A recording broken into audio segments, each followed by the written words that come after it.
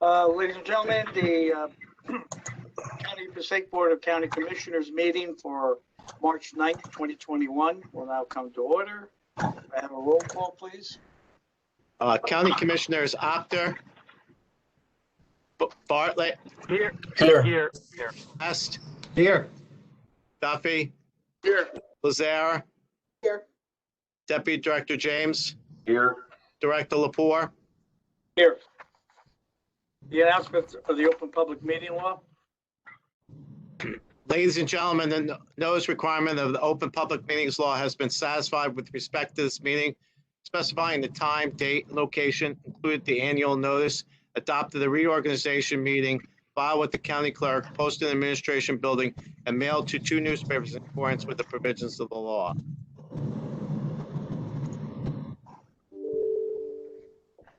Please stand for the invocation.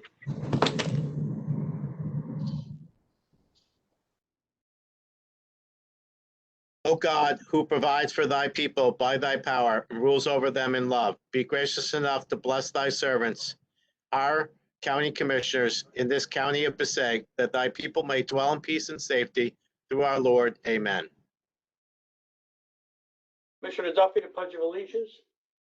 Thank you, Director. Allegiance to the flag Of the United States of America and to the republic for which it stands, one nation, under God, indivisible, with liberty and justice for all. Please remain standing for a moment of silence to remember all the men and women who have died while serving in the United States Armed Forces.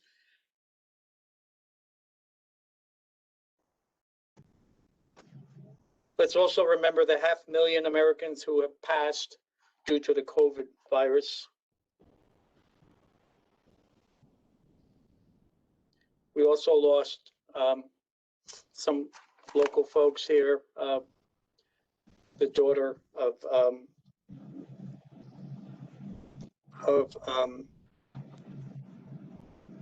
having a senior moment here. Under Sheriff Walton, Darrell Walton. Thank you. Under Sheriff Darrell Walton had the untimely passing of his daughter. And Fielder Duffy, you have someone you want to mention? Director, Captain John Phelan, untimely death, 35 years, Paterson Police Department. His wife, Nordis, please keep them in your prayers. Thank you, Director. Okay. May they all rest in peace. Thank you. Director, you had 2 more. I'm sorry? You had 2 more on your list.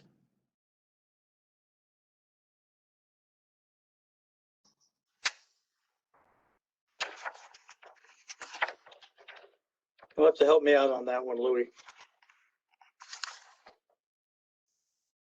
Well, just read who you have, Lou.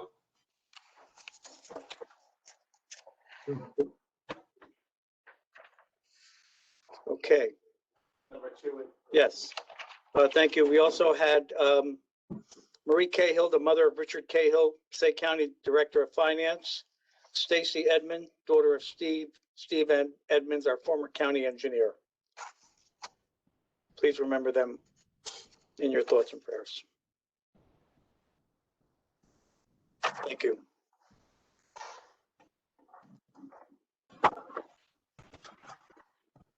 Okay. Can I have the motion to approve the minutes of February 23rd, 2021? That motion. Motion made by Commissioner Duffy. Need a second? Second. Second made by Deputy Director James. Roll call. Commissioners Apter, Bartlett, Yes. Best, Yes. Duffy, Yes. Lazara, Yes. Deputy Director James, Yes. Director Lepore. Yes. There's no. Lou, this is Assad. My sound cut out. It's a yes for me, please. Okay, I certainly will. All right. There are no proclamations. The administrator's report, please.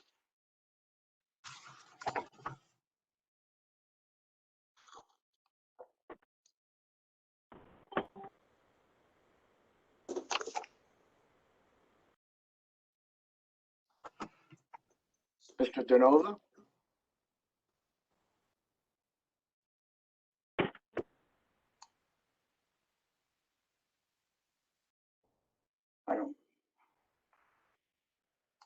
I guess I'm not the only one having technical difficulties tonight. Director, you could just, you can have Mike Lisicata start with the, he's going to do a open space public presentation first. So that he has a slide presentation. All right, Michael, you with us? I am. All right. Good evening. Good evening. It's your show. Thank you. Thank you, Director, and good evening to all the commissioners and everyone on the meeting tonight. I am providing a presentation on the second half of our open space, farmland, and historic preservation trust fund recommendations for the 2020-2021 round of grant funding. These are the projects that are $100,000 or more, which require a public hearing, which has been advertised for tonight. For the record, we haven't received any comments from that advertisement. What I'll do is give you a brief overview of the 14 projects that are being recommended at a total of $2,580,000. So I'll just run through this, and you can stop me at any point with any questions or comments that you might have. Let's go to the next slide. One more. So what we have here are all of our park development projects. The historic preservation projects were only in the first round, which were under $100,000. Within this first round, second round, the first project that we're highlighting is a DeLazier Field bathroom and grandstand rehabilitation project in the borough of Bloomingdale. What they're going to do is really upgrading the existing structures that are there. We made a recommendation of $125,000 for such a project. Next slide. In Clifton, the Oak Ridge Park improvement was their #1 priority. They also received a historic preservation project for under $100,000. Within this project, they'll be constructing compliant walkways for individuals with disabilities, renovating their tennis and basketball courts, and they're putting in renovating the playground area with some new surfacing and fencing. And you can see, and this is a neighborhood park with direct access to an entire neighborhood. So these are really some needed upgrades for this park, and we're recommending $200,000 for this project. Next slide. In Haledon, they'll be continuing the work that is being done on Tilt Street. This is a restroom and a storage facility project. So this second phase will, again, there's a lot of priority on providing access for individuals with disabilities. Also, there'll be a small storage area that'll be for their maintenance staff to regularly maintain the park, as well as the new bathrooms. And we're recommending a $150,000 award to Haledon. Next slide. In Little Falls, this is a continuation of some of the local work that's been done at Wilmore Park. This is also contiguous to the Morse Canal Greenway. They'll be replacing the dated gazebo that is near the intersection with Main Avenue with a band shell, which is more consistent with the events they've been having there. And they'll also be expanding the playground and putting down some new surface for that, as well as a prefabricated bathroom for this well-used park. And there's a recommendation for this project of $200,000. Next slide. In the city of Passaic, what we're recommending is a $200,000 grant award for the reconstruction of what's locally known as the 100 steps in the city of Passaic. This is a project that we've heard quite a bit of. While it's access to open space, it is also a somewhat of a local history project in that it's fallen into disrepair over the years and been fenced off for safety purposes. So this will be an attempt to bring the staircase back into use for the city, and also installation of safety features such as handrails and leading up to a park at the northerly entrance of the park. And we're recommending again $200,000. Thank you. Oh, yes. Next slide. Our next recommendation is Paterson Habitat for Humanity. This is a new park, essentially, which is the Clinton Street Park. This is a site that the Paterson Habitat is in partnership with the city of Paterson. So they'll be developing this park and maintaining it on behalf of the city of Paterson. So while it's not the city, it is a project in the city that's involving the local government. So essentially, it'll be a park from beginning to end, all of the site prep, construction, and installation of a play area and water feature. And we're recommending $125,000, which is being leveraged against grant funding that they've secured on their own. Next is Pompton Lakes. This is the Willow Field Joe Grill Complex Field. This is adjacent to the Pompton Aquatic Park, which is a county park. This is another one of projects that we've invested in this area. This is the main baseball recreational area for the borough of Pompton Lakes. So they'll be really relocating some of the existing field and constructing a new baseball field to increase the capacity of what's really the centerpiece of their little league. And we're recommending $150,000 to Pompton Lakes. Next is in Prospect Park. This is what they're terming phase 3 of the Hofstra Park soccer field. It's basically the installation of a turf field. This will be the final phase of funding that's required for the project. The borough has gone out to bond what else is needed to construct this project, and we expect that it will go into construction sometime this spring. So again, it'll be a full turf soccer field with bleachers, lighting, concrete walkways. So this will be a major upgrade to the main recreational facility in the borough, and we're recommending $200,000. In the borough of Ringwood, this is a project that the county is leveraging a Highlands Council grant funding to do some of the design and preliminary engineering work for Ringwood to then take and fully design and complete a pedestrian bridge along Skyline Drive near the intersection with Erskine Road. You'll see the pictures here. There's an existing bridge that is very narrow that cannot accommodate bike lanes or sidewalk. So the borough has been interested in building a potential pedestrian bridge adjacent to it. This seed funding of $200,000 can be used by Ringwood to get additional grant funding for building the bridge, which they will own and maintain in perpetuity, as well as completing the final design. The next is in Totowa. These are the police athletic field lighting project. This is a project to upgrade the existing metal halide lights that are out there now. They'll basically go to high efficiency LED for and build on some of the turf project that they already completed out there. In Wanacue, they will be reconstructing the quote unquote bridge that you see in the picture there. It's not much of a bridge. They'll be bringing in a more appropriate structure that will span over the watercourse, and the recommendation here is for $200,000. In Wayne, this is a project that will leverage previous county open space funds at Captain Kilroy Park. This is a first phase that was already or is completing now, and they're working through finalizing the project. This next phase will renovate the existing patio areas to create more of an outdoor space and what has become a popular facility in Wayne. And we're recommending $250,000 for this project. In West Milford, this is a fourth phase of ongoing improvements to Nonsenso Pond Park. So this is a restroom septic area that are built on a number of improvements they've made at the park, and has really become a true asset in West Milford. They're also putting in a potable water well, as that is the main way that they get water system in West Milford.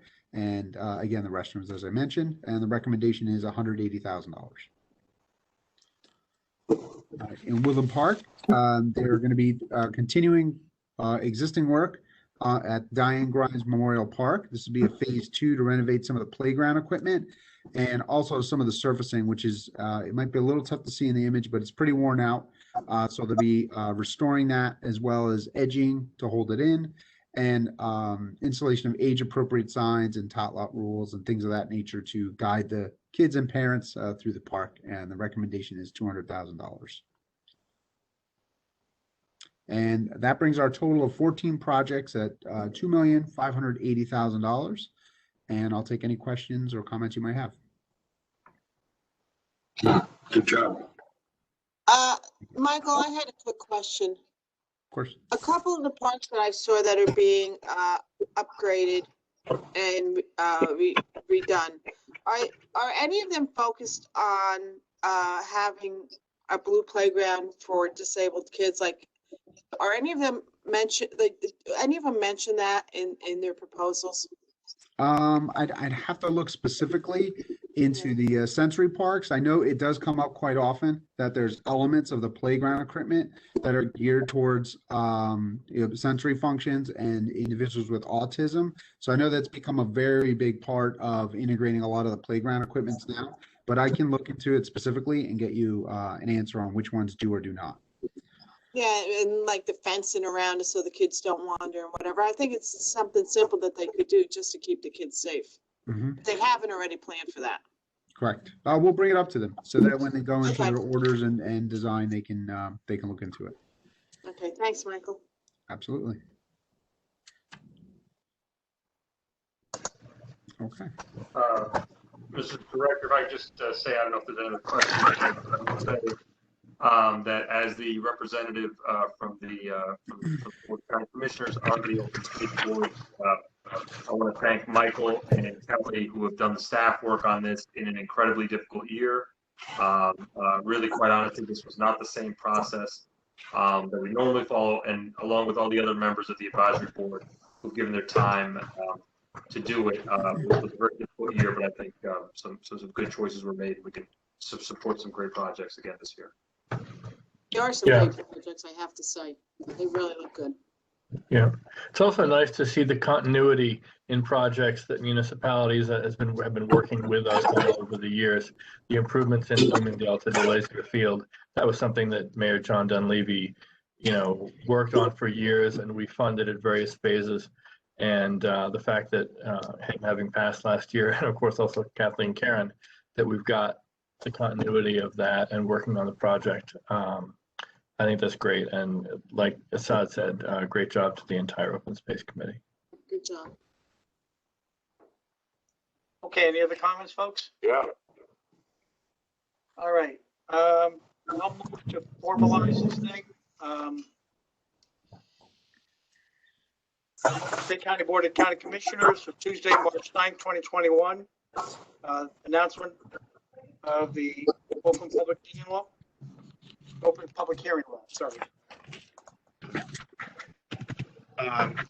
Thank you, Director. This hearing is pursuant to NJSA 40:12-15, period 3, regarding the 2020/2021 Passaic County Open Space Farmland and Historic Preservation Trust Fund Award for the proposed expenditures over $100,000. Presentation on the 2020 and 2020-21 Passaic County Open Space Farmland and Historic Preservation Trust Fund was held tonight, Tuesday, March 9th, 2021. The following public hearing was advertised in the Record and the Herald News on February 2nd, 2021, specifying the time, date, and location of the public hearing. Okay, can I have a roll call? Lou? County Commissioners Opter, Yes. Bartlett, Yes. Best, Yes. Duffy,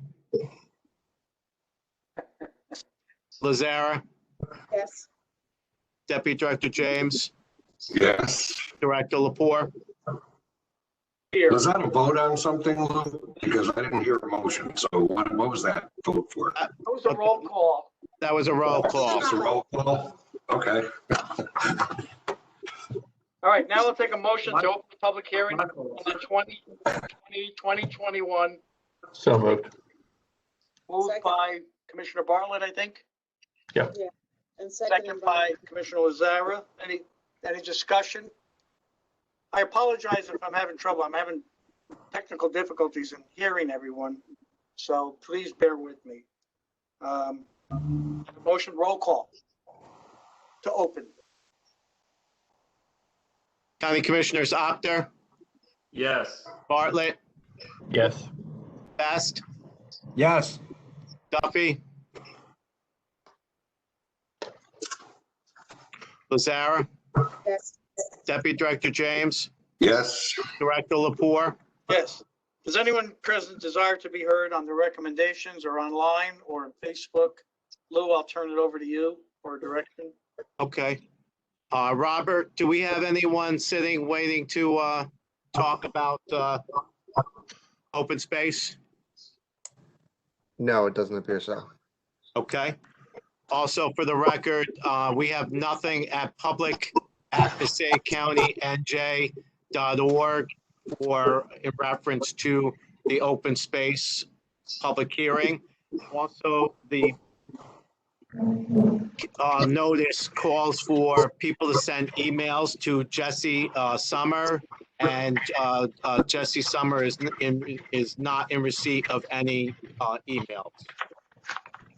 So you can close if you want. Okay, I'll Move to take a close. motion to close the public hearing. So moved. Moved by Commissioner Bartlett. Need a second? I'll second. Second by Deputy Director James. Roll call? County Commissioners Actor, Yes. Bartlett, Yes. Best, Yes. Duffy, Yes. Lazara, Yes. Deputy Director James, Yes. Director Lapore. Yes, I'll take a motion to close. I'll move it. Moved by Commissioner Lazara, Second. second by Commissioner Bartlett, I believe. Roll call? So we did that. We did the motion to close, so we just need the motion to adjourn. So, Did I say the wrong thing? yeah, That's all right. I'll move we adjourn. yeah. I'll second it. Okay. County Commissioners Actor, Yes. Bartlett, Yes. Best, Yes. Duffy, Yes. Lazara, Yes. Deputy Director James, Yes. Director Lapore. Yes. Done. Okay. Let's see if we can get back on track here. Robert, Yes. if you can send Brian back up to help Director Lapore, I appreciate it. Okay. Okay. Next on the agenda is an update from Passaic County's response to COVID-19 pandemic by Dr. Charlene Gunghill, Director and Health Officer. Anthony, I'll turn it over to you. Or if she's on. She's on. Yes, Excellent. here. Dr. Gunghill. All right. Good evening, everyone. It's my pleasure to give you an update to our COVID-19 response. And I just want to let you know that the next update I do, which will be on the 23rd, will be a different kind of update, capturing the full year's data and how we're doing for the new year. Next slide, please. Dr. Gunghill, could you just speak up a little bit? Oh, I'm sorry. So good evening, everyone. I'm happy to give you my update for COVID-19 response in Passaic County. And at the next Commissioner Board meeting, I'm going to provide you with more of an annual type update, which will give us some information as far as what happened over the course of the full year. So as of today is day 360 of COVID-19 being in our county. We've had 53,430 positive cases, PCR cases. And you're hearing a lot about the different variants of the COVID-19 virus. We have 4 confirmed cases of the UK variant. And in New Jersey, there are a total of 137 of these UK variant cases. Next slide, please. All right, so Passaic County metrics as of today, we have over 1,500 deaths, almost 5,000 hospitalizations. Our positivity for the last 7 days is 13.18%. It's kind of still high, but I think perhaps the people who are being tested in Passaic County were exposed, or they knew of an exposure, so they just wanted to check because even with a high percent positivity, we still are seeing low numbers of cases. So it's all relative. Regarding the multi-system inflammatory syndrome that's seen in children, there are 105 cases in the state, and 16 of them are from children in Passaic County. Next slide, please. All right, so I wanted to do a bit of a comparison. 6 months into the outbreak and then today. So on September 8th, in my presentation to you, at that time we had 18,499 cases. Compare that to today with 53,430 cases. When I compare deaths, you can see that we had just over 1,100 on September 8th last year, and right now we are at 1,530. So we added 426 cases, which means that even though the time is similar, you could see the effect of the first wave of COVID-19 and how deleterious it was because that many people died within that first 6 months. Another piece of good news is that, as you have seen over most of the year, we were in the top 5 of the most impacted counties in the state. Well, as of last week, we dropped down to number 7, and now I'm happy to report that we dropped to number 6. Now we're number 7. So Monmouth County and Ocean counties have exceeded us in cases. Next slide, please. So this is an overview of COVID-19 globally and down to us on a county level. As you could see, worldwide, there were 117 plus million cases with a case fatality rate of 2.2%. Compare that to the US with 29 million cases and a case fatality rate of 1.8%. For Passaic County, with just over 53,000 cases, we have a case fatality rate of 2.9%, which is similar to New Jersey as a whole. When you look at deaths globally, you can see in the center of this slide that the United States has 1/5 of the deaths in the world. You can see in New Jersey has over 21,000 deaths, but Passaic County has only 1,500. Of course, whoever the person is, one death is too many to this virus, but it just shows that we're doing something right.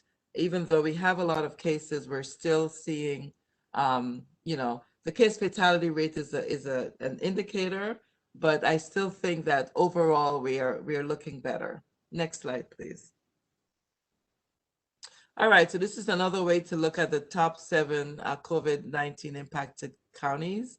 And we put it the other way around so you could see where we rank. We're number 7, and you can see the raw numbers. Ocean County is a little bit ahead, and Monmouth County a little bit ahead.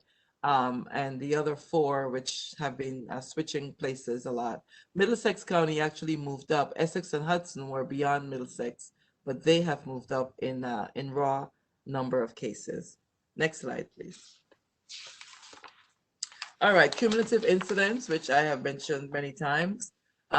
We are still, as far as the disease burden with our population, we still have high numbers. Again, not sure why it's continuing to show that way, except that people who know that they're exposed are more willing to perhaps get tested. And we also continue to provide lots of testing opportunities in Passaic County, not only what the county is providing, but municipalities are still providing testing, as well as other partners in the community. Next slide, please. All right, so this is a new slide. I've not presented hospital data here. So today I'm doing that for the first time. This is a hard piece of data to get. Now the state provides some, and we are also getting some from St. Joe's and others. But this is what it looks like in Passaic County by race and ethnicity, and also by age group. So this really gives you could see for hospitalizations by race, ethnicity, self-reported white represents 43% of those who were hospitalized, which was just over or just under 5,000 people. So you can see what that looks like. I think he has a wrong slide. All right, hospitalization by age group. So this data, actually, again, this data was not, I thought we had it for Passaic County, but this is overall data. I can see that by the numbers on this slide. But Passaic County follows a similar pattern with the age group part of the slide on the right-hand side. Next slide, please. Next slide, please. Okay, this is the one that I received from New Jersey Hospital Association. This is looking at ICU utilization and the use of ventilators as of yesterday. So you can see here on the left side of your screen that in Passaic County, the ICU beds, 20 out of 153 beds are being used right now in the hospitals. It doesn't mean that they're necessarily for COVID. It just means that these are the beds that are being used. In the northern region, which we are part of, obviously, there are 192 beds in use out of 1,467. So for both Passaic County and the northern part of the state, only 13% of the ICU beds are being used.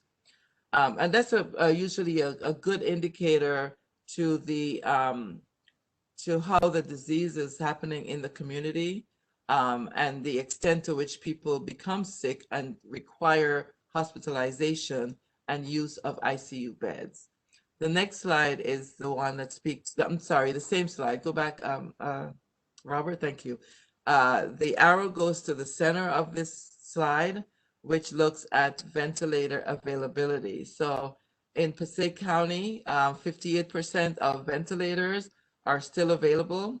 And in the northern part of the state, 70% of ventilators are available right now. And that's as of yesterday. And the last part of this slide is just showing that 15% of people who are COVID positive needed a ventilator in Passaic County as of yesterday. So even though we see some usage, a small percentage are being used for people who are COVID positive. So that again could translate into A, lower number of cases, B, the virulence or the how bad the cases are, that only a small percentage of the cases are in need of ventilators in Passaic County. All right, next slide, Robert. Thank you. This slide is the epi curve. I like to show you what it looks like in one glance. And you could see on the far right-hand part, even though this iteration of COVID-19 pandemic in Passaic County, it's wider, but you can definitely see a decline in cases over time. And that's a good thing. And that's what we're hoping, that those numbers are going to start looking like it looked in June and July and August of last year. That's the hope, because we do believe that going forward, COVID-19 is going to be endemic in the population. In other words, we're always going to have cases, but a low amount, so that we'll be able to manage with vaccinations going forward. Next slide, please. All right, so this slide shows the breakdown of COVID-19 positive cases by race and ethnicity as of yesterday. You could see that 46% of the positive cases of COVID-19 in Passaic County self-identified as Hispanic, 26.5% self-identified as white, 15.9% as other, 8% as Black, and 3.6% as Asian. As you all know, the other category could mean anything, but in Passaic County, it may mean people of Arabic descent, it may mean people of Turkish descent, it may mean people who are white that don't want to self-identify, it could be Black, It could mean anything, but we do have a high percentage. And I just want to make sure that you know that within this data piece, it's a huge enough part of the pie for us to be concerned about. Next slide, please. All right, so long-term care facilities, as you know, they were disproportionately affected by COVID-19. That being said, over the last 2 weeks, the number of facilities with outbreaks have dropped by 4 active outbreaks. And that means that from 2 weeks from February 23rd to now, 4 different establishments or facilities were no longer considered to be active as a COVID outbreak. So that's a good thing. It meant that they went X number of weeks without any new cases. So that's a good thing. Resident cases also jumped down about, I think, about 20 cases over the last 2 to 3 weeks, which is good. Staff cases went down by 2 cases overall, which is good. But that the staff cases continue to concern us because that's where residents become affected by COVID-19. So in order to control the resident population from COVID, we need to be able to control staff testing positive for COVID-19. Next slide, please. As you know, the at-home testing program continues. This is just a raw number of the towns that are utilizing this. I don't think I have a slide. Next slide, please.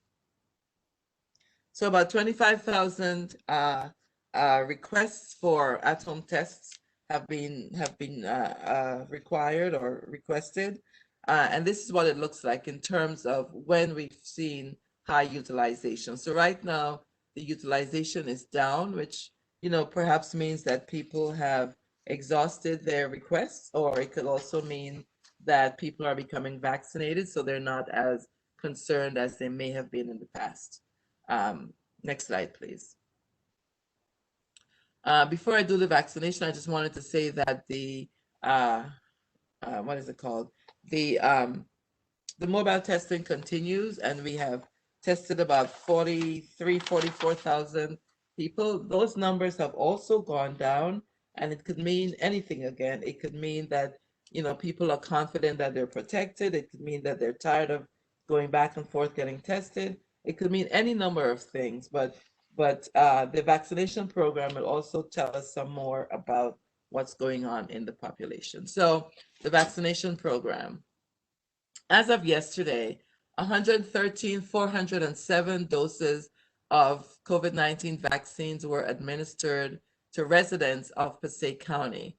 Of that, 39,702 were second doses. So we know that 39,702 people are fully vaccinated against COVID-19.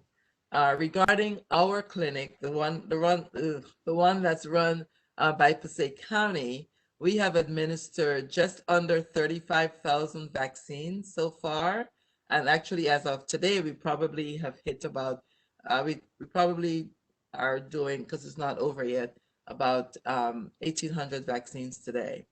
But as of yesterday, we also had administered 4,430 second doses.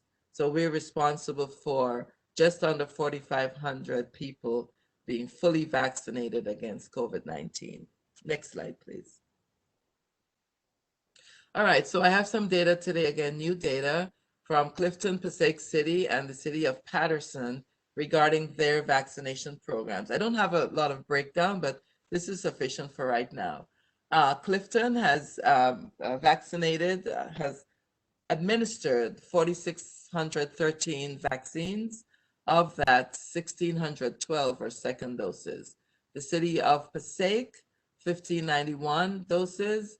Of that, 383 were second doses. And the city of Paterson, 16,676 in total administered, and of that, 6,224 were second doses. Next slide.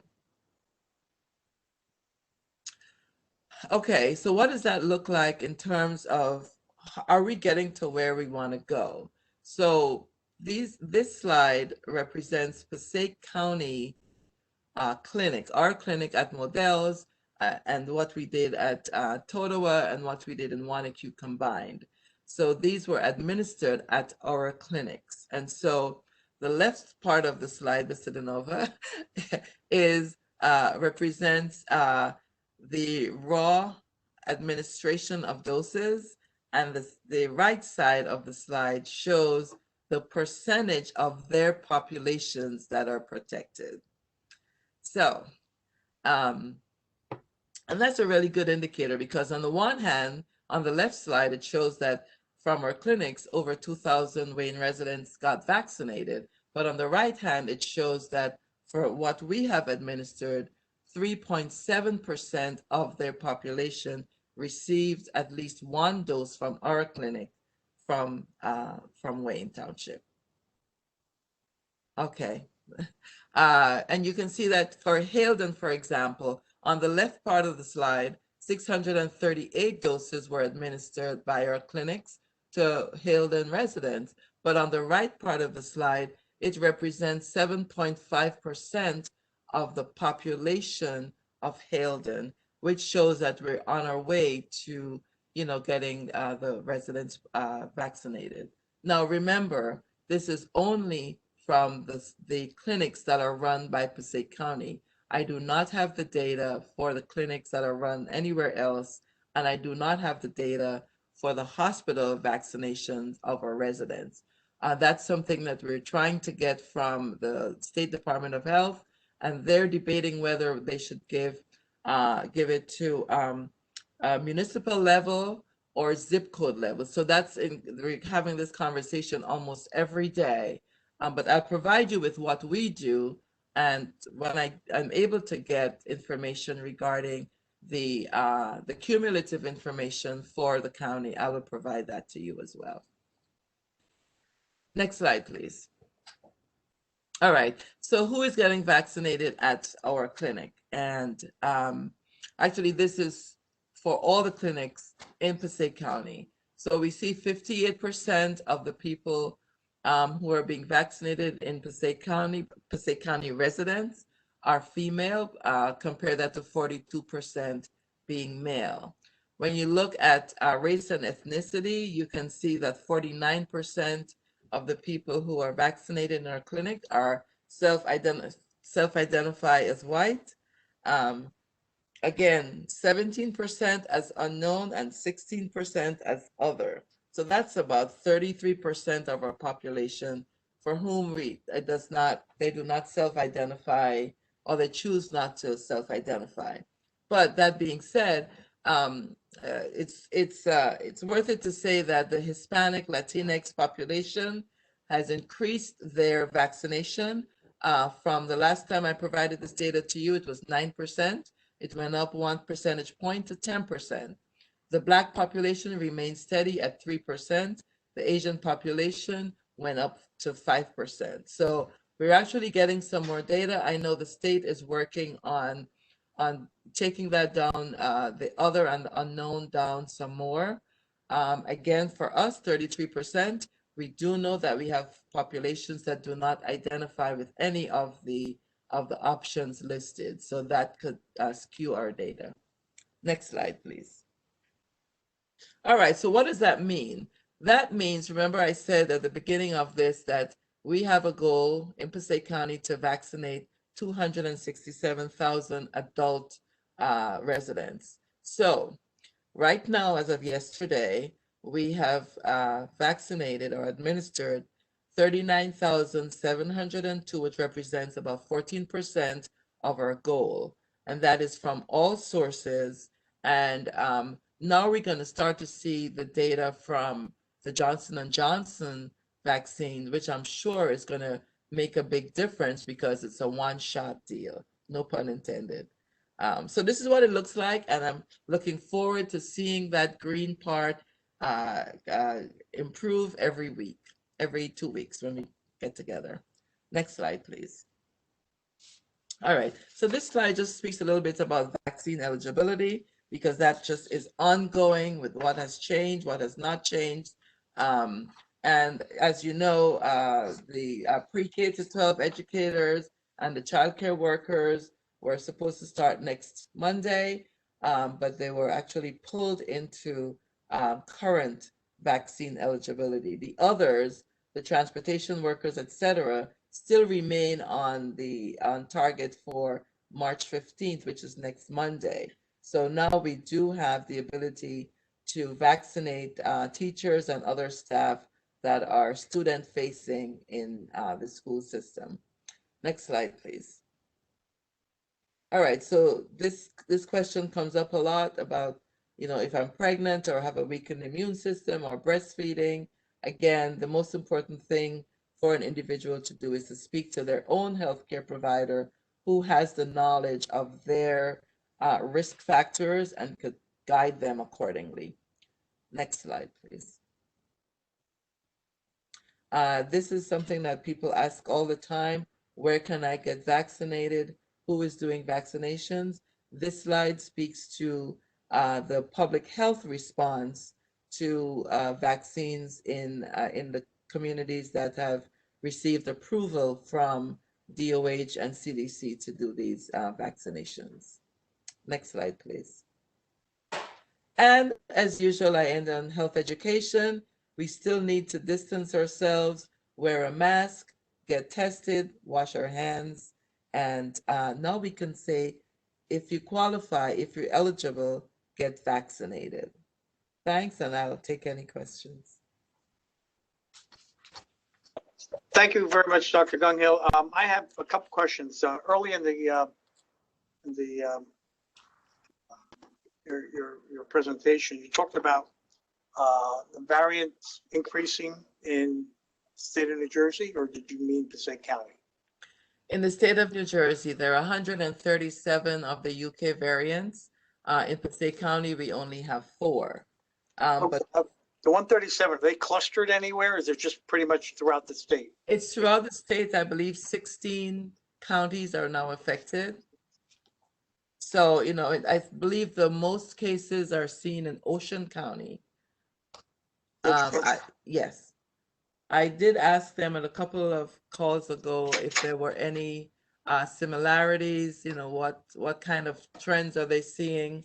And the range is wide in terms of age, in terms of travel. Some traveled, some did not. So it's very variable in terms of as we look for commonalities. The important thing with being able to identify commonalities is if we do, then it gives us some more weapons in trying to stop the spread of the disease. So they're watching it. I believe there are 2 cases of the Brazilian variant, none of which are in Passaic County. And they're watching, I believe, the New York variant, which we don't have any cases in Passaic County or in the state for that matter. And also, the positive cases, are they trending towards the younger age group, or are they pretty much where they've been all along? So I did not look up that data, so I really can't tell you for sure. So I'd rather, not say that. What I can tell you is that I know at the colleges, when we are getting a lot of cases from college kids and high school kids, but I can't tell you in general if that is exceeding the older adults. So I could find that information out for you for my next presentation to see how that's. Thank you very much. Anybody else, folks? Dr. Gunghill. Maybe I'm wrong. I think the second dose that seems way low compared to the rates at other places. So I don't know if that number is incorrect or I'm missing something, but the number seems way too low in terms of the number of second doses. Oh, you mean for us? Yeah, for us, and that's why you want to take a look at that. So, okay. But if you remember that the first few weeks, I want to say probably 5 weeks, we were just getting 500 doses of vaccines. the increase in doses just happened maybe about 5 weeks ago, maybe. So we're going to start to see, for example, today I know this week, for example, I know that we have 1,534 second doses to administer. We also are seeing probably about a 92% of the people who receive first doses with us are actually receiving second doses with us.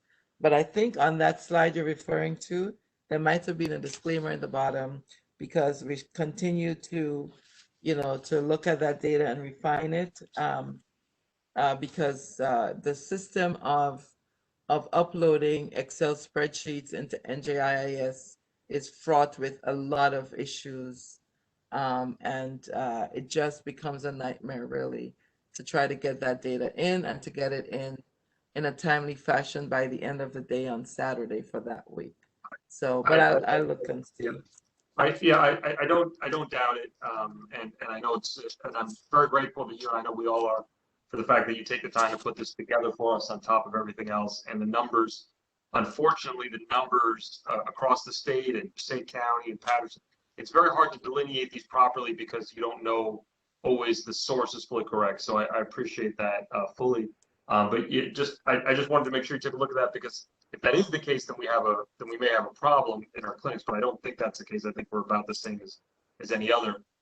Just real quickly, you showed a graph showing the percentage based only on our clinic, the percentage from each town vaccinated by our clinic. And Paterson is I think less than half of 1%. I think some of the other urban communities are also very low. Do we have any ability or through the state or otherwise to see through all the different clinics, through Paterson's own center and everything else, what the percentage of people in Paterson who've already been vaccinated is? Is that at all possible? So that's exactly what we're working on with the State Department of Health. And all of the county health officers and administrators are on these calls and we're asking for that data. So they're trying to figure out how they're going to provide that data for us because that's really going to be telling in terms of what do we have to do next and what's happening. So so it is something that we need to see, and I don't have access to that right now. I'm trying to get access to that kind of data.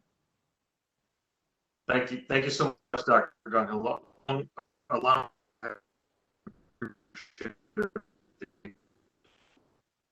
thank you. Okay, anybody else have any questions for Dr. Gunhill? All right. Well, Doctor, thank you very much. Welcome. Anthony, you have anything to add? I don't, Director. Thank you. And thank you, Dr. Gungill, again, for putting together the presentation and everything else that you're doing to take the time to do that every meeting is very helpful. So thank you very much. Very good. Okay. Thanks again. I'll take a motion to suspend the regular order of business. I'll move it. Moved by Deputy Director James. Second. By Bartlett. It was seconded by Bartlett.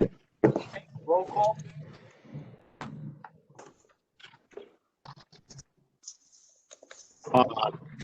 We call County Commissioners Apter, Yes.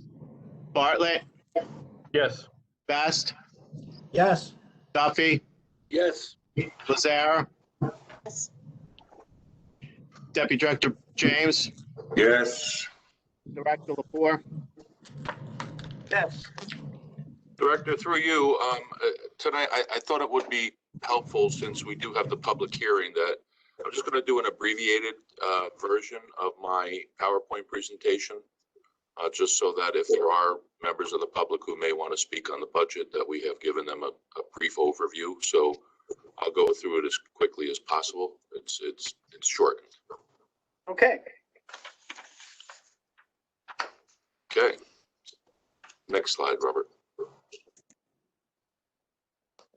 So we strive always to maintain the county's bond rating. And as you know, this year, Moody's investor affirmed Passaic County's AA1 rating, which is their second highest rating available and the highest in Passaic County history.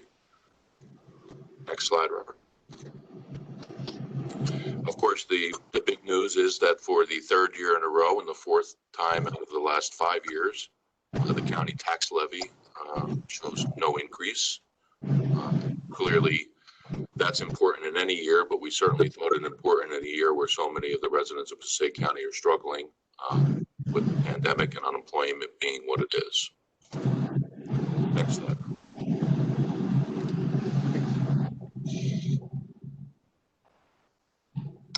So this graph shows that the county tax rate is the lowest it's been, or has reduced for 5 years in a row, and I believe the lowest since 2011 at 0.66 cents per hundred.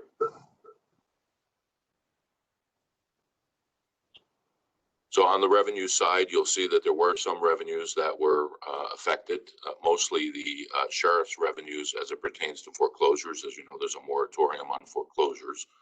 So you'll see that in Section A, local revenues, that we have reduced what we anticipated. That was, you know, again, because we conservatively anticipate revenues every year, we certainly are in better shape than most. The 2.4 million, I'm sorry, Robert, if you just go back there, I'll just highlight the Section E special items of revenue. Also, we reduced, although we hit our number at Preakness Healthcare Center, we did reduce this year the amount to be anticipated, as obviously admissions have slowed and the census obviously was affected during COVID.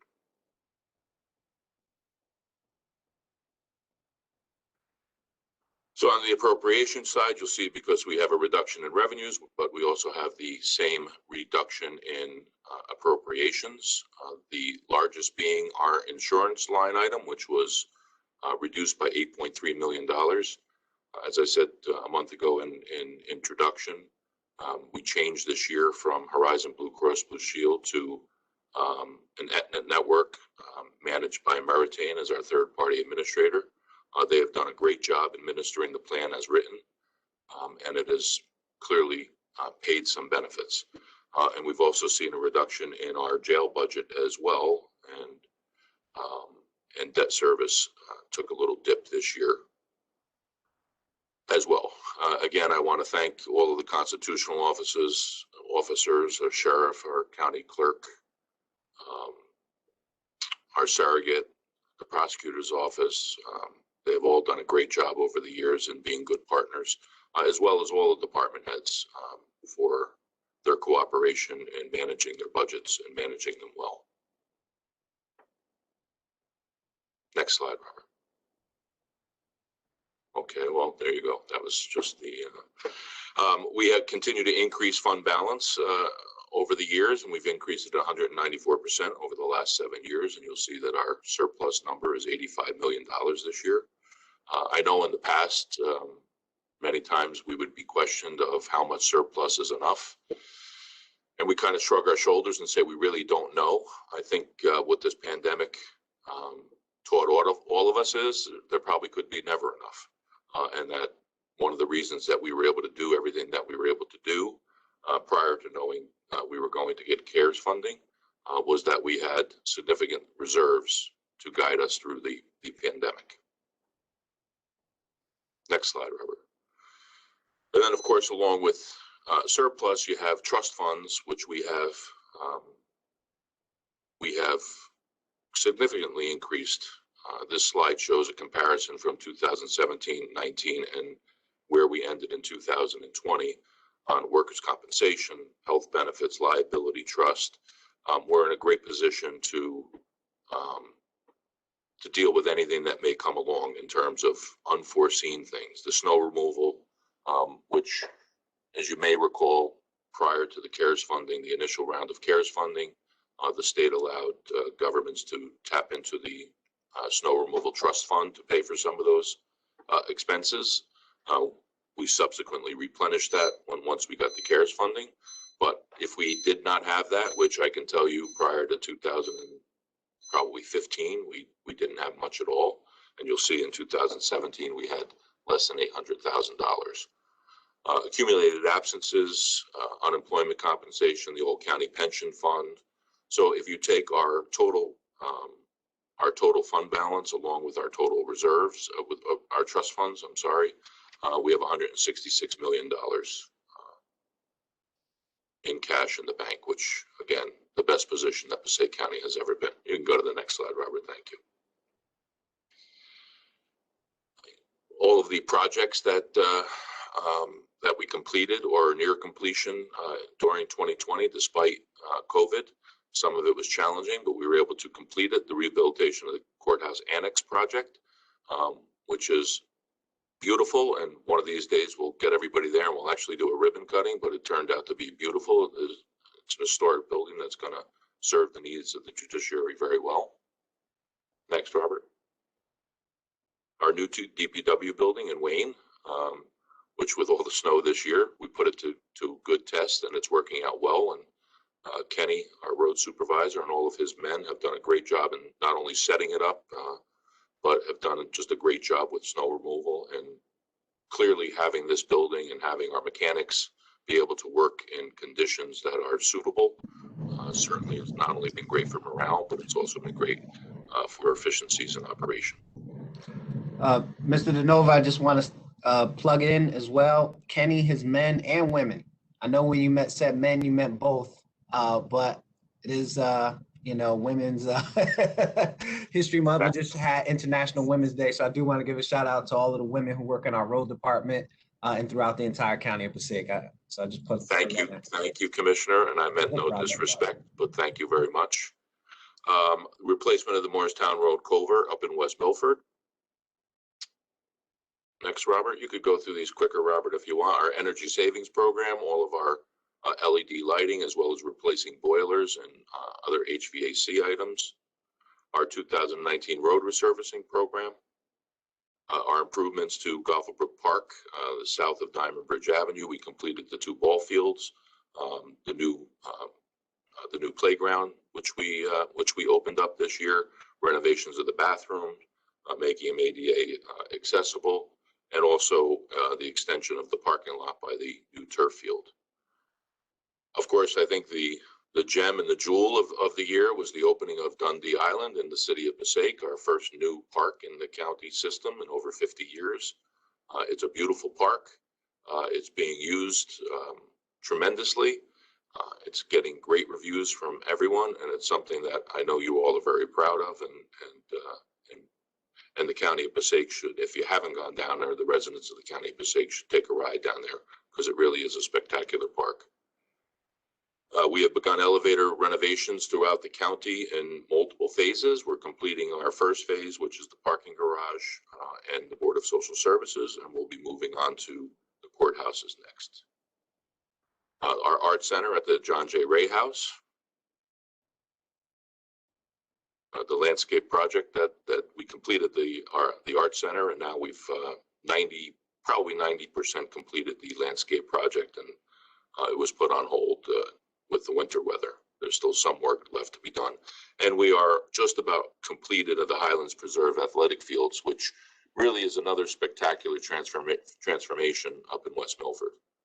So again, hopefully, when the pandemic slows down and the weather gets nicer, we'll be able to go up there and do a ribbon cutting as well, because it really turned into a really beautiful athletic complex.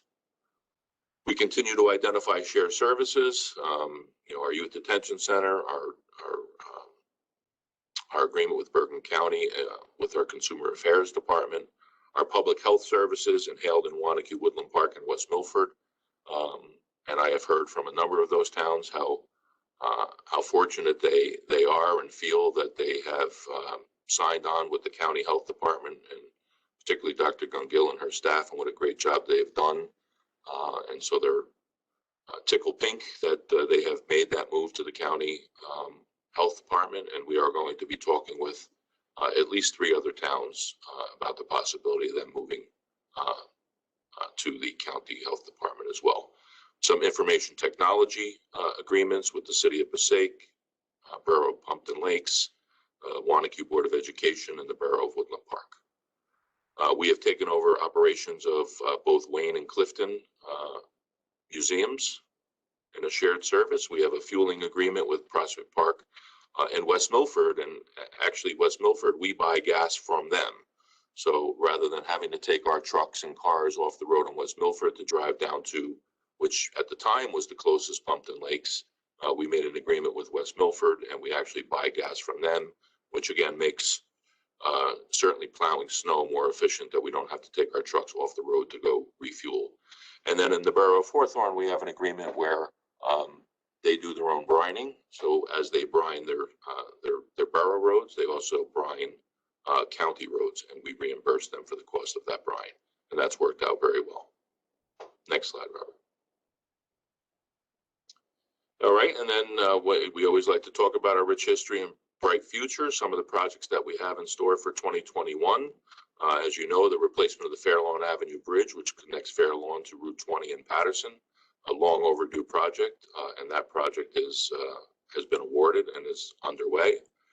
We hope by the end of this year, we will go out to bid for the Paterson-Hamburg Turnpike Alps Road intersection improvements, which includes jug handles. The superstructure reconstruction at Spruce Street Bridge in Paterson. Of course, we'll do more road resurfacing this year, about 4.5 miles. Replacement of the Kingsland Avenue Bridge in Clifton. Replacement of the North Haledon Avenue culvert in North Haledon, which I think got underway at the beginning of this week, or yeah, I think it was this week. Lambert Castle renovations, which are ongoing. Rifle Camp Park Phase 1 improvements, which included the dog park and other playground equipment, and renovations to the bathrooms there as well, making them ADA accessible. Garrett Mountain Phase 2. So I don't believe last meeting we had that information, maybe we did, but in the governor's budget, the governor had a direct appropriation for the county of Passaic of $3.4 million, which will allow us to start and complete Garrett Mountain Phase 2, which again is playgrounds, and we're looking to see if we could also put a bathroom up on the hill. So next to the Great Meadow, there's that ridge where we usually shoot off the fireworks during the fair. That'll be a playground for all ages. Our Highlands Rail Trail Phase 1 in Wanacue, and the Two Bridges Road Bridge West End Extension Project, which connects Wayne and Lincoln Park. Another one of those jointly owned bridges that Passaic County is responsible to maintain. And that project is on its way as well. So again, in the midst of the pandemic, we not only were able to complete a lot of the projects, but still in the midst of the pandemic, we have a lot of good things going on here in the county, and hopefully we'll get them all done this year. Next slide.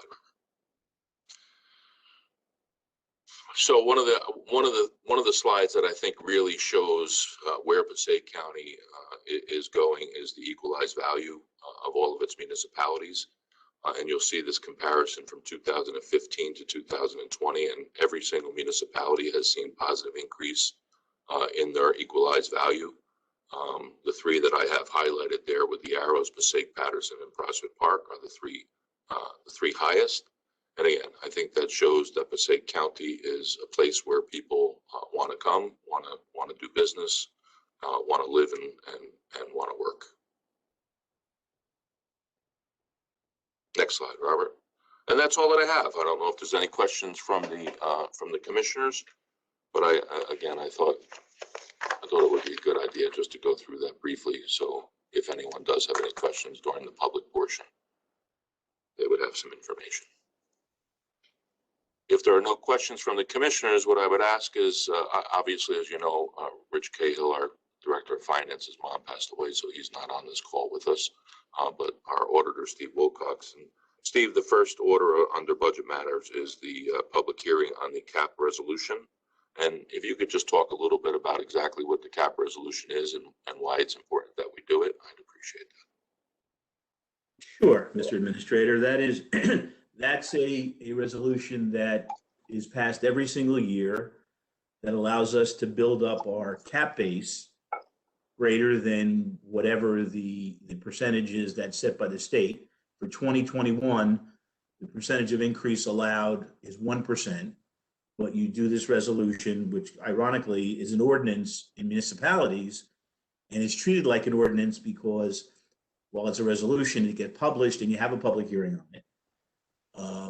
But it adds another 2.5% to your cap base. Not that we're using it, because obviously there's no tax increase this year. The levy is exactly the same as it was the year before, but it gives us more financial flexibility in the future if, God forbid, we needed additional help in terms of the cap. Thank you, Stephen. All right, Director, then if there's no other questions, then it would be a motion to open the public hearing on the cap resolution itself. I'll take a motion. I'll move it. Second. Second. Motion made by Commissioner Lazara, second by Commissioner Bartlett. Roll call. County Commissioners Actor, Yes. Bartlett, Yes. Best, Yes. Duffy, Yes. Lazara, Yes. Deputy Director James, Yes. Director Lapore. Yes. I'll turn this portion over to you, Lou. Okay. Why? Yes, okay, so we do not have anything in reference to the cap resolution. We did not receive anything. I do not believe anybody in the WebEx waiting to speak is calling about the cap resolution, Director. All right, then I'll take a motion to close the public hearing. I'll move it. Motion made by Deputy Director James, Second. second by Commissioner Lazara. Roll call. County Commissioners Actor, Yes. Bartlett, Yes. Best, Yes. Duffy, Lazara, Yes. Deputy Director James, Yes. Director Lapore. Yes, I'll take a motion for final adoption of the 2021 cap resolution to exceed the index rate, all is noted in the resolution. So moved. Motion made by Deputy Director James, Second. second by Commissioner Bartlett, I believe. Roll call. No, Actor. Doctor, I stand corrected. Roll call. County Commissioners Actor, Yes. Bartlett, Yes. Best, Yes. Duffy, Yes. Lazara, Yes. Deputy Director James, Yes. Director Lapore. Yes. Okay, next we have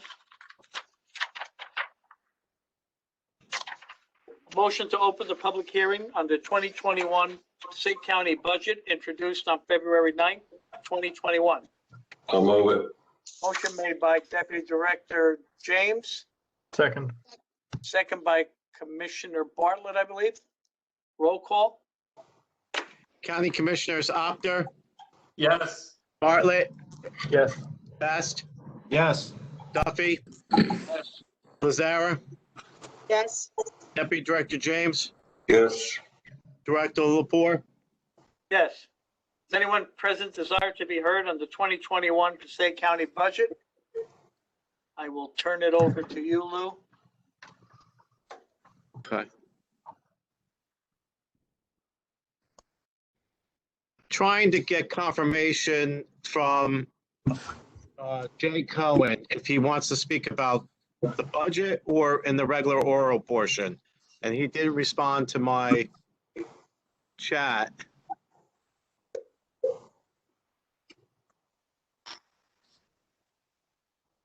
Okay. Robert, is there any way to unlock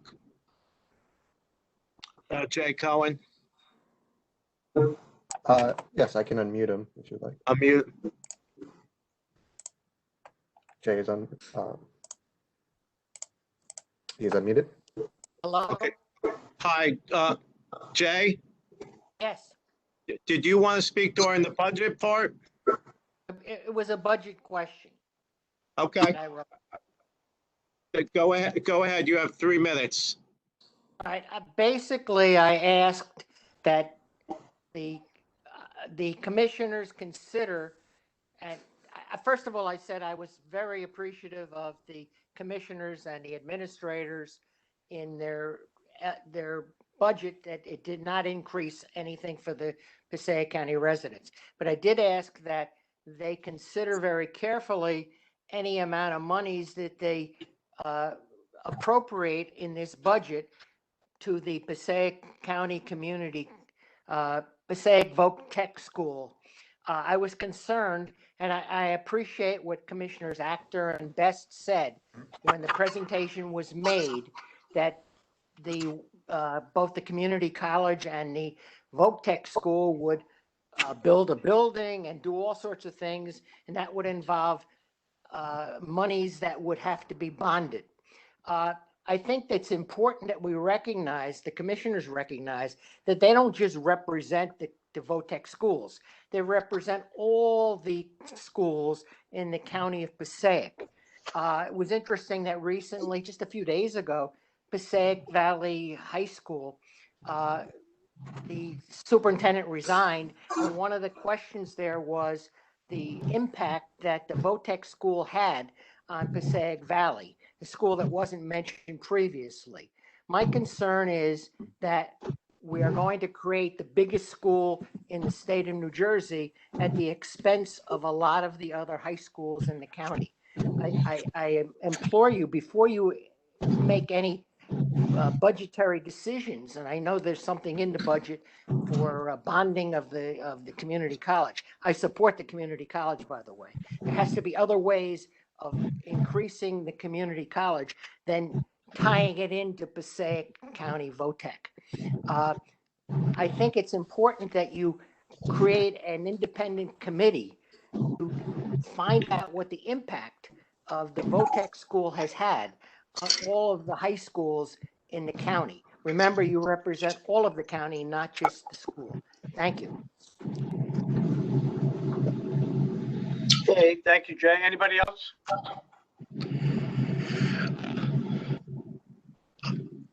I am under the impression that no one else is waiting. I think everyone else is waiting to speak at the oral portion. Okay. No one else, I move to close the public portion.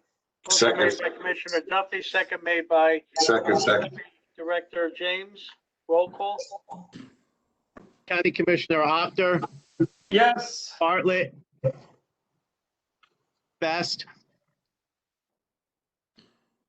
Duffy, Yes. Lazara, Deputy Yes. Director James, Yes. Director Lamore. Yes. All right. Director, if I may, just a point gonna of ask- clarification. Yes. First of all, Jay, nice to hear your voice. I hope you and the family are well.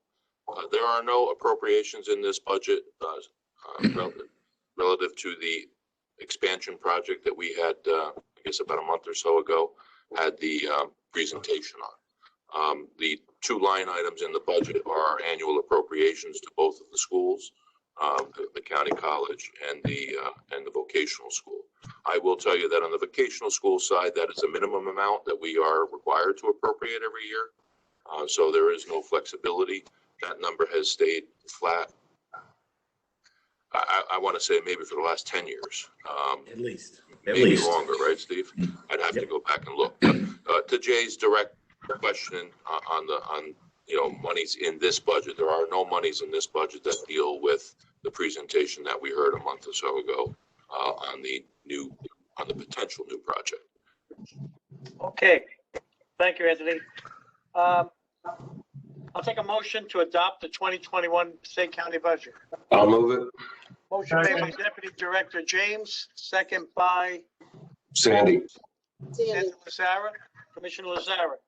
Any other discussion? Roll call. County Commissioners Actor, Yes. Bartlett, Yes. Best, Yes. Duffy, Yes. Lazara, Yes. Deputy Director James, Yes. Director Lepore. Yes. Okay. Through you, Director, can I make one comment? I want to thank, since Steve is here, I really want to thank him and Tony and Rich Cahill, all of our professionals who work so hard to put this budget together and to put the plan in place that we've now been following. And Pat, you've chaired the budget committee, I think, I don't know, probably since you were Pat. So it's just a good job, and I'm really proud of all of you, and I'm really happy that we get to work with such professionals. So thanks. And I join you, Deputy Director, in your applause for all of our professional folks. I was hoping you wouldn't do that now, because then Steve thinks he can leave. I'm leaving. I'm leaving. This is the part of the meeting where I would grab my folder and just kind of saunter out the back door. Now I just have to shut off my computer. I can walk into the kitchen. Okay, that's all right. That's all right. If I might for 1 second. If I may, commissioners, you guys really should be patting yourselves on the back as well, because you're doing something here in Passaic County that other counties are not able to do. And that's not a knock on any other county. I certainly not, that's not the intent of what I'm saying, but you guys are and people are noticing, people are calling, how are you guys doing it? So, you guys really need to pat yourselves on the back a little bit more than you do. I appreciate all of the compliments, but it's your direction, and it's what direction that you give me. But we're doing things here in Passaic County that others haven't been able to do. So that really is a credit to all of you. If I could, I'd just like to say, kind of echoing what Anthony said. I can remember not too long ago when this process was not as pleasant as this process has been the last number of years. It's only by virtue of freeholders. Anthony, I owe you $1 for the desk. It was laid out for me. I'll owe you. It's only because you commissioners, you've made the hard decisions. You've allowed us to do our job, professionals, and that's Rich and Tony and myself, and you are now reaping the fruits of the decisions you've made and the right decisions you've made over the last number of years, especially in a pandemic. To get through the pandemic, no negative financial impact. Not a lot of governments can say that. And we're situated, when this is over, to be in better shape than we were when this started. So that's a real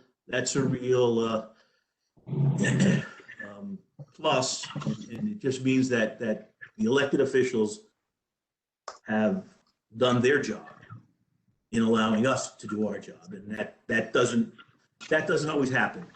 And I'm very grateful for that. Thank you, Steve. Thank you, guys. You're awesome. All right. Time for those guys. You guys are all awesome. Okay. The regular order of business. I'll move it. Motion made by Director James, second by Commissioner Bartlett. Roll call. County Commissioners Actor, Yes. Bartlett, Yes. Best, Yes. Duffy, Yes. Lazara, Yes. Deputy Director James, Yes. Director Lapore. Yes. Are there any county commissioners have any reports? If not, I'll move on. Okay, we'll move on. There's no communications. I'll move on to the oral portion. I'll take a motion to open the public portion. I'll move it. Director James, second by Hold on a second, please. Commissioner Bartlett, I think. Roll call. County Commissioners Actor, Yes. Bartlett, Yes. Best, Duffy, Yes. Lazara, Yes. Deputy Director James, Yes. Director Lapore. Yes. Any motion to be heard? Oh, I'll turn it over to you again. Okay. Robert, if you could start with unmuting Beth Maralejos. She has 3 minutes to make her comments. She's unmuted now. Okay, go Hi, ahead, everyone. Beth. Can you guys hear me? Yes, we can, Beth. All right. First and foremost, hello, everyone. And thank you for the opportunity to speak for 2 to 3 minutes. I will want to add to what was said before. Passaic County has truly turned things around and has become the one county that leads many of the initiatives, especially around COVID-19. And that to me is, gives me a lot of pride to live in this county. So I'm not just saying that, it's honestly, it's the true, the work you did with William Paterson. That being said, the reason why I'm here tonight is because I'm always looking for opportunity to continue to raise the bar and make Passaic County the best. And in doing that, I'm asking for support with the vaccine that we have and the process that we have today, to be able to service individuals with disability. So today, there are sessions that are being provided for our seniors, and I thank you for that. In Paterson, there are certain hours that are, specifically designed for people that live in the town. But I would like for us to rise up and start providing hours that are being, specifically earmarked for Passaic County residents that are individuals with disability. These individuals will not have the ability to even make an appointment. These individuals potentially live with somebody who is taking care of them, that is an elderly person, that if they die and they don't get vaccinated, it will become our, liability in the county. And I know that there are other statewide advocacy groups that have been working, for example, in South Jersey cluster, where they dedicated specifically hours from 8 to 11 on, Valentine's Day. And the message was, access to the COVID-19 vaccines to people with different abilities, that is people with intellectual development and physical disabilities, and their families and caregivers, including direct services providers. So I'm appealing and imploring to all of you to potentially acquire that practice. And I'm not asking if you got 100 vaccines to give Pepsi, even if it's 5 people that you allow with disability to get it in a specific time and make it easier, I'm going to bless your heart. That's what I'm asking for. Does that make sense? And I know you guys can't answer, but that is why I'm here. It's what I was born to do, to be that voice. And I know that all of you always come through whenever we ask of you to support this community that is so vulnerable. Thank you.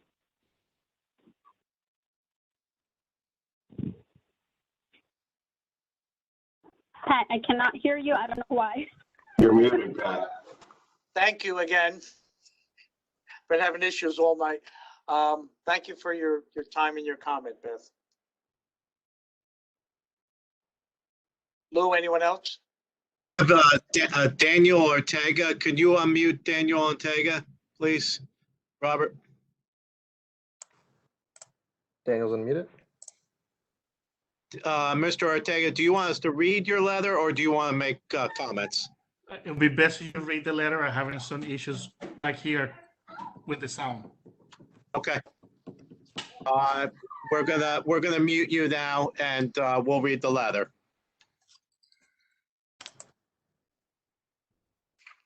Okay, you want me to read it now, Lou, or? Thank you, Mr. DeNova. Yes. Okay, dear County Commissioners, my name is Daniel Ortega, and I work for the Engineers Labor Employer Cooperative Elect 825. We are the management fund for the operating engineers, Local 825. We represent over 7,500 union members and over 1,000 signatory contractors. I am reaching out to you in support of the Tennessee Gas Pipeline East 300 upgrade project. We feel that the anti-natural gas groups are using fear tactics to misinform elected officials and residents of Passaic County to stop this and many other projects. We hope you will take the time to fully consider the many benefits that these projects have for the community. The members of the International Union of Operating Engineers, Local 825, have firsthand knowledge of the benefits construction has in our communities. Local 825 members are exceptionally skilled and experienced in cranes, demolition, paving, environmental remediation, heavy highway, water, and energy infrastructure. Our workforce is highly trained, and safety is always our top priority. For decades, the Tennessee Pipeline has been part of North Jersey and New York's energy landscape, powering our homes, schools, hospitals, and businesses. Pipelines, in general, are an integral part of a sound energy policy for New Jersey and New York. In order for our region to remain economically competitive and a great place to live, we need responsible energy infrastructure development. Moreover, this infrastructure should be built by the very same people who will benefit from its long-term success. Commercial and manufacturing businesses seek areas to settle with dependable transportation and energy infrastructure. This project offers ample and reliable energy resources that are essential to our economic growth. However, we are not solely about construction jobs. Our members do not just work here. About 275 of our members and their families live, work, and raise their families here in Passaic County. Our members proudly serve the communities they call home with pride, professionalism, and integrity. They rely on projects like this one for their livelihoods and overall quality of life, and look forward to bringing their expertise to this project. Our members are active outdoorsmen and women who are committed to preserving the environment for future generations, and to suggest that we are driven only by consideration for jobs at the expense of public safety or the environment is in itself a gross oversimplification. At the end of 2013, our operating engineers successfully completed the New Jersey portion of the Tennessee Gas Pipeline. This project extended over 20 miles through New Jersey, crossing over several state-owned preserves and parks, including the Appalachian Trail, Ringwood State Park, McCormick Pond, and the Ramapo Reservation, or as many of the residents of this area called it, our backyards.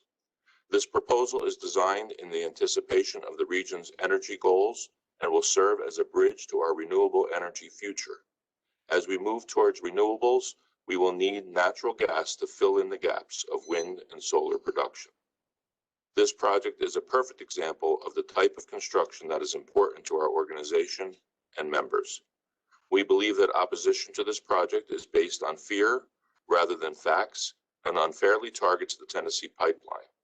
We hope that on this and any other future proposals, the Board of Commissioners reaches out to organizations like ours and listens to the professional men and women who safely build these projects and take their experience and expertise into consideration.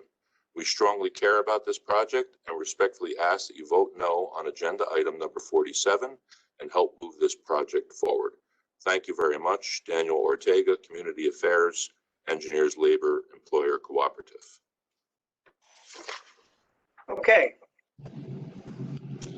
All right, Director, I'm going to read 3 more emails that I've received at public@PasaicCountyNJ.org, and then Matt has one that he's going to read.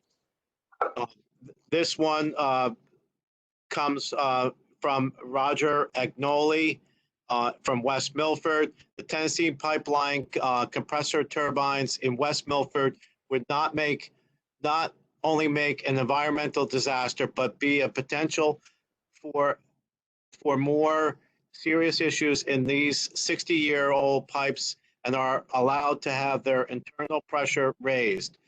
And no one has addressed the issue caused by high pressure blowdowns. I strongly oppose the project or any other that replaces it. From Kathleen O'Keefe, Ridgewood Councilwoman, I am reaching out. Yes. Ringwood, Councilwoman. I'm sorry, I apologize, Ringwood. Good afternoon. I'm reaching out to regarding the Tennessee gas pipeline proposal that significantly expands their pipeline operation in New Jersey as part of their East 300 upgrade project. This expansion project includes a new compressor in West Milford and an additional compressor at their sites in Wantage. More than tripling the size of the existing facility, this all to pump higher volumes of gas at greater pressure through their aging pipeline system, all to deliver gas to New York at the risk of New Jersey residents. There is much concern from local residents about the impact of fossil fuel build out projects that will have on the health and safety of their communities. We passed a resolution at our last council meeting opposing this expansion. We hope that you will do the same and reach out to DEP and ask them not to approve it. Regards, Kathy. This email comes from Eileen and Larry Curran from Hewitt, New Jersey. Two of them may concern. We would like to go on the record as opposing the Tennessee gas pipeline proposed East 300 upgrade project on Burnt Meadows Road in West Milford and Wantage, New Jersey. Aside from the fact that we should be pursuing more substantial environmental friendly means of supporting our energy needs for the future, this project seems to have targeted the most eco-sensitive water sources of our state. It is within a couple of miles from the Wanacue and Monksville reservoirs and very close to Green Turtle Pond, a state park. How did they get around the Highlands Act? Where is the DEP? I am extremely disappointed that West Milford Town Board has passed a resolution opposing this project. The response on the residents has been overwhelmingly against this project, and the town should vote accordingly. So we are urging Passaic County to step in and oppose the project. Additionally, we are the only recipients of FedEx letter from the Tennessee Pipeline Company offering us reassurance and a phone number to call. Upon calling their helpline, we received a message that the mailbox was full and could not accept any messages at this time. This does not bode well for the township of West Milford and Wantage. Matt? Matt, is that it? No, Matt has. Commissioners, there's one more email that was received by several residents, all of which are the same. I'll read the residents' names first and then the email that we received. Jennifer Hugh, 205 Lakeview Ave, Ringwood, New Jersey. Mary Ann Toohey, no address listed.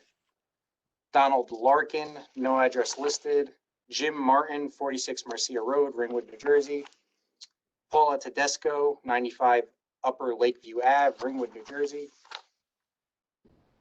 Sarah Lennington, 22 Ramapo Place, Ringwood, New Jersey. Charles Carrera, 95 Upper Lakeview Ave, Ringwood, New Jersey. Stephen Crapes, 9 West Circle, Ringwood, New Jersey. All sent the following message. I am writing to express my opposition to Tennessee Gas Pipeline Company's application to build a new compressor station, CS-327, in the Highland Council's protected region of West Milford. The proposed site sits right on the top of the Monksville Reservoir and adjacent to a C1 stream that feeds into the Wanacue Reservoir, a drinking source for over 3 million New Jersey residents. While the residents of northern Passaic County and other Highland communities suffer under the development restrictions meant to protect the drinking water of our state, New York and TGP continue to use the watershed as a highway for fracked gas. Since the gas is planned to allow Westchester County to continue development while New Jersey bears the increased risk of transporting this fuel, it is especially appalling to Highlands residents to see the region put at risk. So a state that has banned fracking can now grow its development using this very same fuel. The new compressor station will be located within a few hundred yards of the Monksville Reservoir. Right next to the site is a C1 stream, Hewitt Brook, that flows right into the Monksville Reservoir and consequently into the Wanacue Reservoir, a water source for over 3 million New Jersey residents. A C1 stream category means that it cannot degrade its water quality. The C1 category is supposed to protect critical habitat, stream buffers, and keep out pollution discharge of sewage and other sources. C1 also requires higher standards for stormwater. Passaic County does not benefit from this increased supply of energy, but our towns bear the risk if something goes wrong. Many of our towns have paid a high price to protect New Jersey's drinking water, and we should oppose any out-of-state action that threatens our water. The Highlands Act was meant to protect our water, and Passaic County should support the protections that Act promised by saying no to the pipeline expansion and the proposed compressor station in West Milford. I would just add, Director, that Amelia Piziak, also of Ringwood, New Jersey, sent that same message, but added the following paragraph at the end. Please oppose this pipeline expansion. We have enough trouble in this area without more fear over continued pollution of our resources. These reservoirs, particularly Monksville, is a community gathering place and draw for tourists. This type of expansion would ruin the very reason people move and grow up here, to be in a quiet place with clear waters. Thank you, County Council. Is there anything else, Lou? Yes, Director, I do. I have a email from Mr. Thomas Conway from Ringwood. He's the chair of the Ringwood Environmental Commission. Dear Commissioners, I'm writing to express my opposition to the Tennessee Gas Pipeline Company application to build a new compressor station in the Highlands Council Protected Region of West Milford. The proposed site sits right on the top of the Monksville Reservoir and adjacent to a C1 stream that feeds into the Wanacue Reservoir, a drinking source for 3 million New Jersey residents. Please join the Ringwood Borough in opposing this dangerous expansion.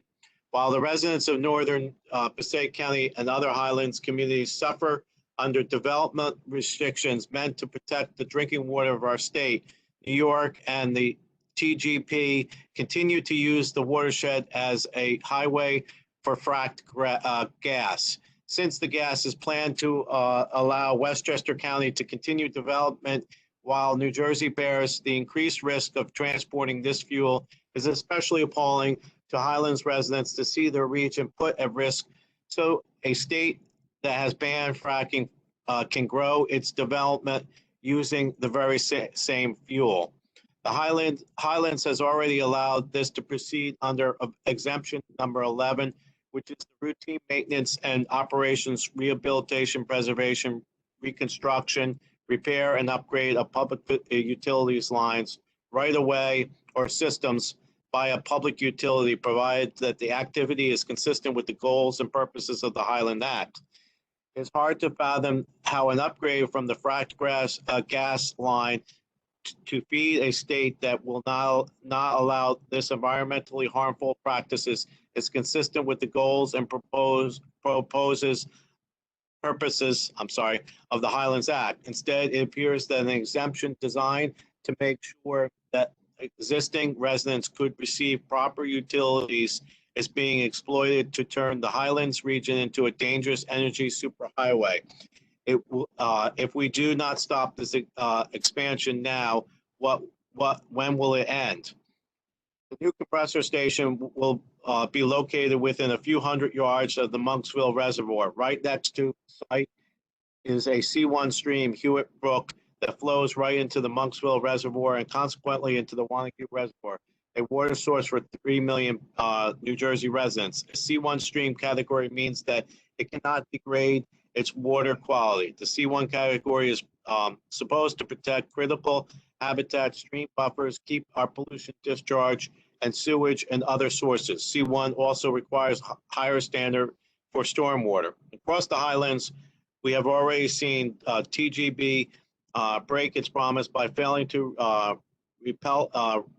replant the new pipeline that was put in less than 10 years ago. While the section of the pipeline near roadways have functioning gates and native vegetation thriving from regular watering, the interior of the forest is littered with broken gates, allowing increased illegal RV traffic, ORV traffic, dead planting from the lack of water and invasive weeds.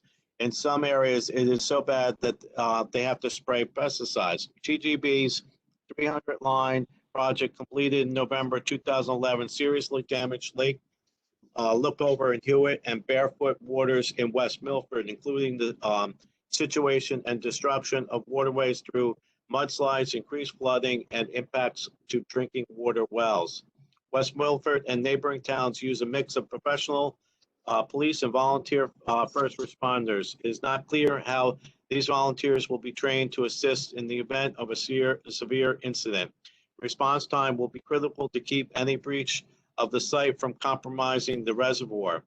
It will be New Jersey volunteers that will have to respond in the event of a disaster. The disaster occurs regularly, and you only need to go back to 2013 to reference the flash fire in Branchburg, New Jersey, and the Williams Transco gas compressor that caused 2 workers to be hospitalized and injured 13 others. Passaic County does not benefit from the increased supply of energy, but our towns bear the risk if something goes wrong. Many of our towns have paid a high price to protect New Jersey's drinking water and should oppose any out-of-state action that threatens our water. The Highlands Act was meant to protect our water in Passaic County and should support the protections the Act promised by saying no to the pipeline expansion and proposed compressor station in West Milford. Director, we also I just have a couple other people on here. Robert, if you could unmute Eileen. I'm not sure if she's has a comment.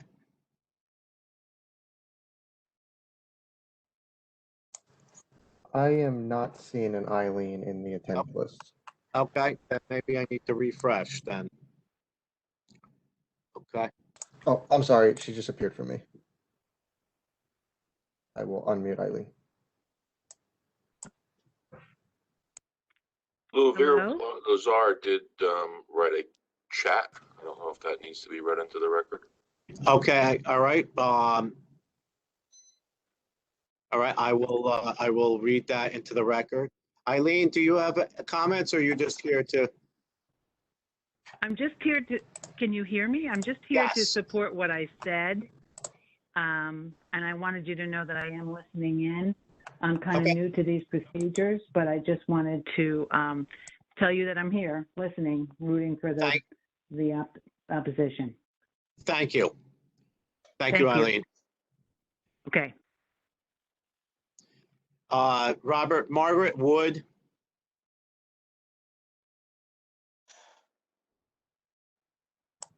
Margaret's been unmuted.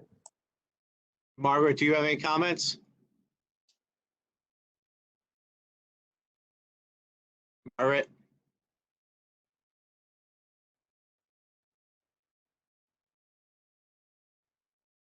Okay.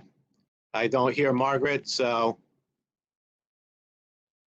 we'll move on. And then I have a chat from Vera Lazar in Clifton.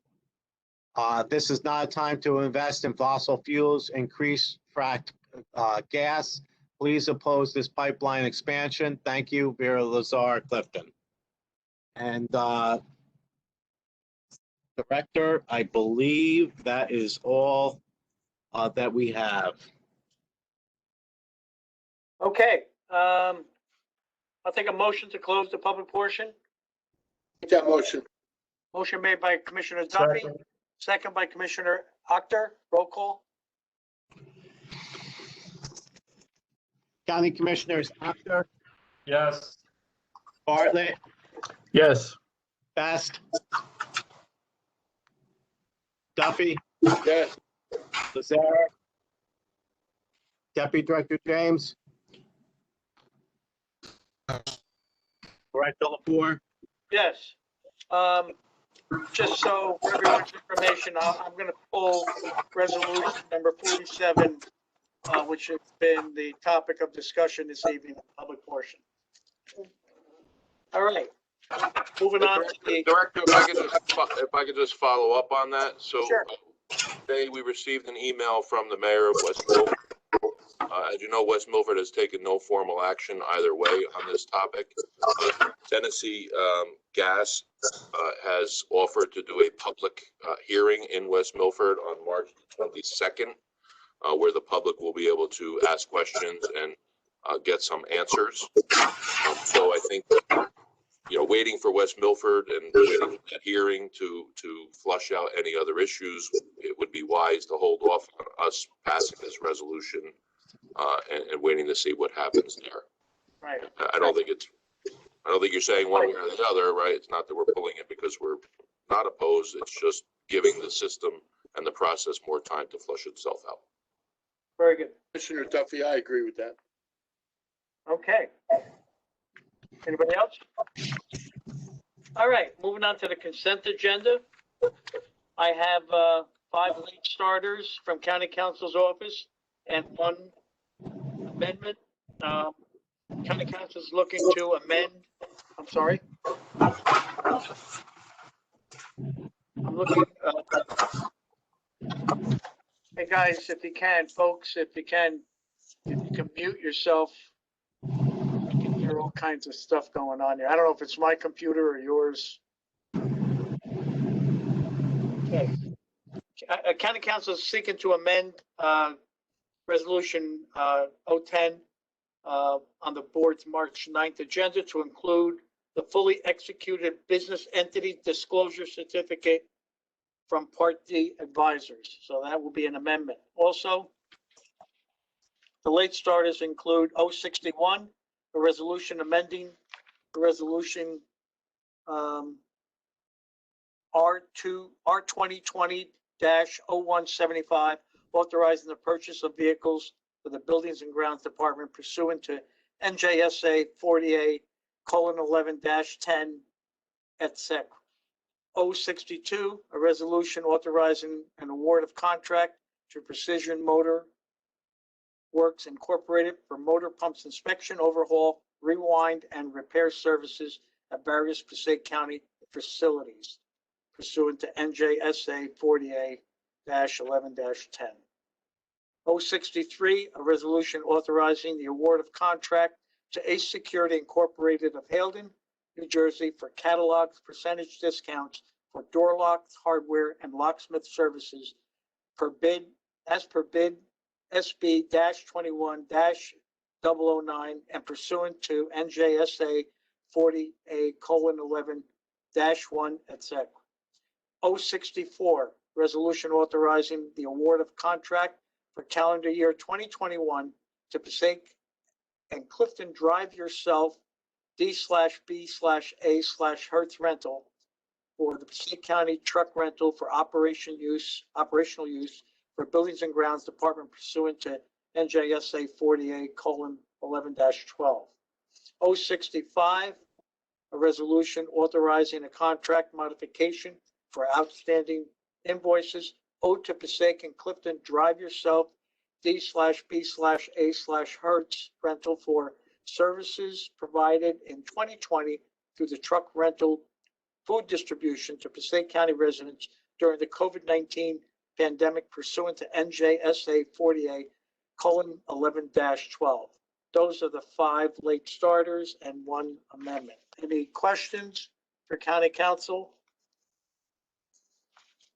Okay, I'll take a motion to, I think we can do this in one motion. Yep. To include 061 to 065 late starters and amend 010. I'll make that motion. Motion made by Deputy Director James, second by Commissioner Bartlett, I believe. Roll call. County Commissioners Apter, Yes. Bartlett, Yes. Best, Yes. Duffy, Yes. Lazara, Yes. Deputy Director James, Yes. Director Four. Yes.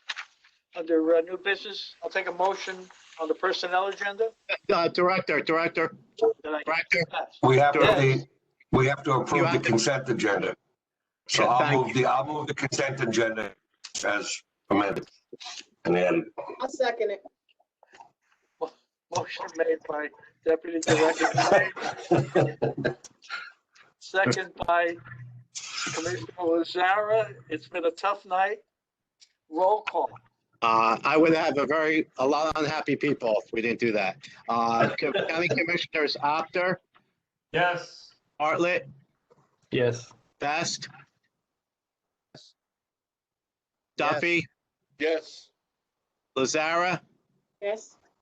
Deputy Director James, Yes. Director LaFleur. Yes. Moving on to new business, take a motion on the personnel agenda. Move the personnel agenda. Motion made by Deputy Director James, second by Commissioner Lazara. Roll call. County Commissioners Apter, Yes. Bartlett, Yes. Best, Yes.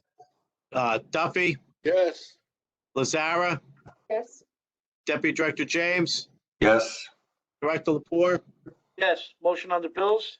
I move the bills list. Motion made by Deputy Director James, second by Commissioner Lazara. Roll call.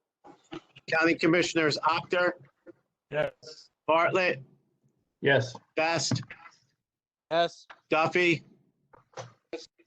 Lazara, Yes. Deputy Director James, Yes. Director LaFleur. Yes. Before I move to adjourn, is there any commissioners who would like to say anything before we call the meeting? Have any comment to make about anything? Wow. Hungry. Okay, well, I'll end by wishing everyone a happy St. Patty's Day. Please be safe out there. Enjoy the day and be responsible. I'll take a motion to adjourn. So moved. Motion made by Commissioner Apter, second by Commissioner Duffy. Roll call. County Commissioners Apter, Yes. Bartlett, Yes. Best, Duffy, Yes. Lazara, Yes. Deputy Director James, Yes. and Director LaFleur. Yes, and thank you all for your patience tonight. Thanks. Bye. Bye, guys. Robert, if you could just keep it on for a second. Robert, just so Margaret Wood and we saw your chat and it's in the record. All right. Thank you. Okay. Thank you. Bye. Bye-bye.